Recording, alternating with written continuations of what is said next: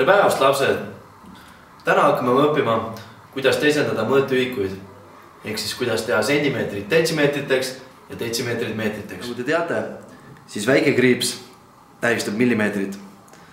Ja kui te saate kokku 10 millimeetrit, teeb see 1 sentimeetri. Vot. Esimene küsimus. 10 millimeetrit võrdub mitu sentimeetrit?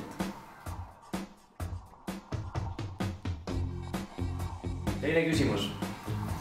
10 sentimeetrit võrdub mitu detsimeetrit?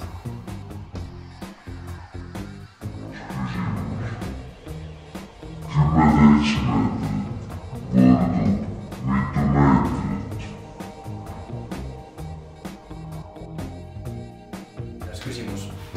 100 meetrit võrdub mitu kilomeetrit? Viies küsimus. 10 kilomeetrit võrdub mitu meetrit?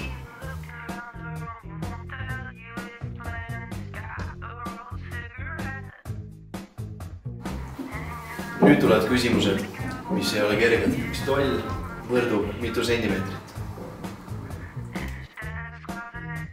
Üks jalg võrdub mitu sentimeetrit? Nüüd tuleb küsimus poistele. 135 hobujõudu võrdub mitu kilovatti?